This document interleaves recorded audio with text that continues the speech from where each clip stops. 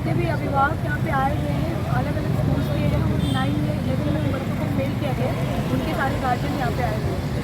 हम लोग इस चीज़ की डिमांड करने आए कि अगर जमशेदपुर के अलग अलग स्कूलों में 2000 या उससे भी ज़्यादा बच्चे अगर फेल होते हैं तो ये सवाल उठता है कि ये बच्चे फेल हैं या स्कूल सिस्टम फेल है और उसकी जो एजुकेशन पॉलिसी है वो टोटली फेल है। क्योंकि बच्चे ठोक के अगर फेल होते हैं तो सबसे बड़ा सवाल ये उठता है कि पूरे साल में टीचर्स ने पढ़ाया क्या, एडमिनिस्ट्रेशन ने उसको किस तरह से मॉनिटर किया कि बच्चे फेल हुए तो एक्स्ट्रा क्लासेस के अरेंजमेंट नहीं, बच्चों की रिवीजन टेस्ट नहीं, प्रोजेक्ट के मार्क्स अलॉट नहीं हुए हैं और बच्चों को फेल करके स्कूल से बाहर निकालते थे। ये बोल दिया कि ICSE बोर्ड के नियम है, नियम बाद में आते हैं, पहले बच्चे आपके हैं उसके बाद हमारे बच्चे हैं। 8 घंटे तो बच्चे स्कूल में रहते हैं तो टीचर्स पढ़ाते क्या है और स्कूल सिस्टम देख क्या रहे हैं। सवाल यही हमारा है और बच्चों को बार-बार स्कूल से निकाल के ये बोल देना कि ये स्कूल से बाहर जाए और जाके NIO से पढ़े, ये स्कूलों का अधिकार नहीं है बोलने का। Thank you.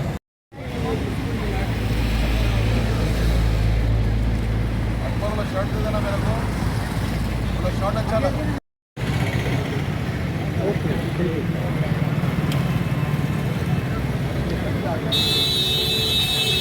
आज जो वर्तमान परिस्थिति है 9 और 11 क्लास के बच्चों के साथ जो स्थितियाँ चल रही है, स्कूल प्रबंधन अपनी जिम्मेदारी से भाग रहा है और ठीकरा फोड़ रहा RT अधिनियम में 8 क्लास तक फेल ना करने का।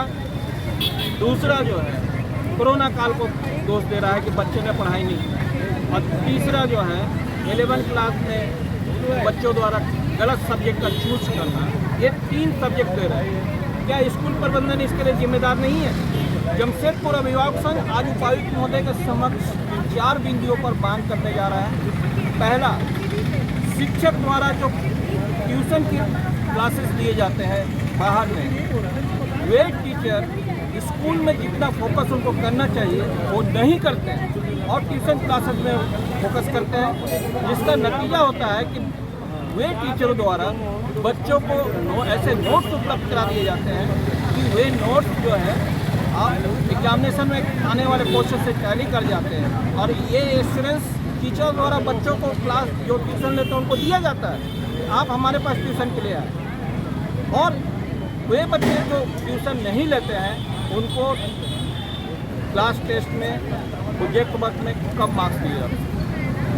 इसके अलावा जो अभिभावक और उनके बच्चों के साथ जो कमज़ोर बच्चे हैं उन पर फोकस न करते हुए टैलेंटेड बच्चों पर स्कूल द्वारा ज़्यादा फोकस किया जाता और उन्हें A सेक्शन में डाल दिया जाता और कमज़ोर बच्चों को D या E में डाल दिया जाता है। ऐसा क्यों? टैलेंटेड बच्चे के अभिभावक को उतने ही पैसे देते हैं जितना वो कमज़ोर बच्चों के अभिभावक देते हैं। स्कूल प्रबंधन की जिम्मेदारी ये होनी चाहिए कि टैलेंटेड बच्चे तो हैं उन पर भी उतनी फोकस किया जाए, उससे ज़्यादा फोकस कमज़ोर बच्चों पर किया जाए कि वे कमज़ोर बच्चे इस टैलेंटेड बच्चों के समकक्ष आके खड़े हो सके। आफ्टर ऑल बच्चे आपके हैं, रिजल्ट अच्छा होगा तो आप ही का स्कूल का नाम होगा। और तीसरा जो है निजी स्कूलों द्वारा जिस तरह से कुव्यवस्था उत्पन्न की गई है, शिक्षकों में N% शिक्षक को रख दिया जाता है। PRT, PGT टीचर योग्यता वाले को रखना के RT अधिनियम में प्रावधान दिए गए हैं, लेकिन कोई भी स्कूल जो है इसका वायलेस, क्योंकि उतनी पेमेंट और सैलरी देंगे नहीं, उनको पैसे कमाने हैं। और ऐसी स्थिति में जो है सफरर अभिभावक होते ही हैं, पैसे भी दे रहे हैं लेकिन उनको वो क्वालिटी एजुकेशन मिलता नहीं है। तो हम ये भी मांग करने जा रहे हैं कि हर स्कूलों में शिक्षकों की योग्यता की जांच हो कि शिक्षक की योग्यता PRT और PGT की है कि नहीं। इसके अलावा ये भी सामने आई है बात कि कुछ स्कूलों में बच्चों को ग्रेस मार्क देके कुछ बच्चों को ग्रेस मार्क देके पास किया जा रहा है। ऐसा क्यों? जब स्कूल कह रहा है कि हम बोर्ड के बायलॉ से अलग नहीं हट सकते, तो फिर उनको पास क्यों किया जा रहा है? पास करना है तो सभी बच्चों को पास किया जाए। और ये 4 मांग को हम मांग नहीं पूरी क्यों नहीं होगी पूरी? स्कूल 4 बातें आके कह के प्रशासन को बरगड़ा के चला गया और स्थिति ऐसी हो गई कि राजेंद्र विद्यालय में आज भी बच्चे छप्पर है, प्रमोट नहीं हो पाए। तो ये स्थिति क्यों बनी? प्रशासन क्यों अपनी बातों को रखता है? मांगे नहीं पूरी होगी। अब देखिए, अभी सबसे बड़ी बात है कि आचार संहिता लागू है, हम उतने कड़े आंदोलन कर नहीं सकते, लेकिन हम पीछे भी नहीं हटेंगे, ऐसी स्थिति बनेगी।